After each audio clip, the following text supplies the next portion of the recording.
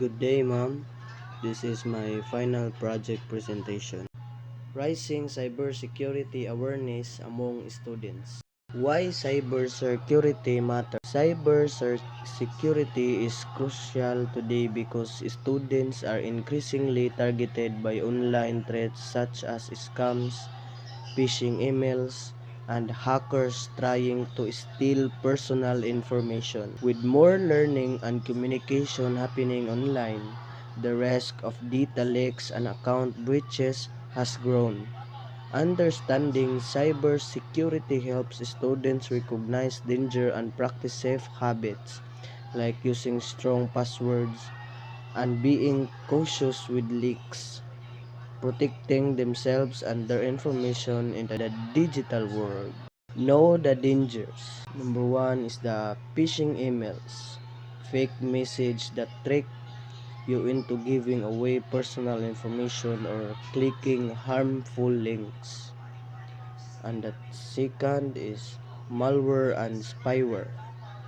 Malicious software that can infect your device, steal data, or track your activity without your knowledge. And the third is identity theft, when someone illegally uses your personal details like name or ID to commit fraud. And the fourth, social engineering, manipulating people into sharing confidential information by pretending to be trustworthy.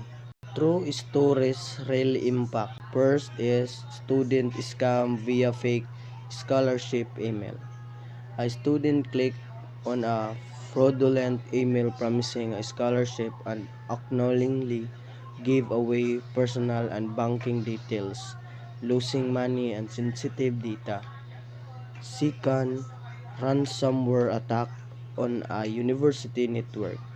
A university's system were locked by hackers demanding money, disrupting classes, access to files, and operations for days.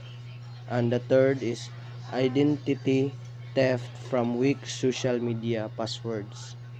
A student use an easy-to-guess password. A hacker accessed their account, stole their identity, and used it for fraud. Cyber smart tips. Number one is use strong unique passwords. Create complex passwords that are different for each account to prevent easy access by hackers. And number two is enable two factors authentication. Add an extra layer of security by requiring a code or app confirmation along with your password. And number three is never click unknown links or attachments.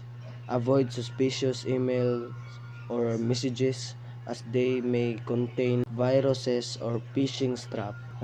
Number 4 is keep software and devices updated. Regular updates fix security flaws and protect you from the latest threat. Our advocacy plan. The first is awareness poster around campus. Eye-catching posters to educate students about common threats and safety tips. Second, infographics on social media.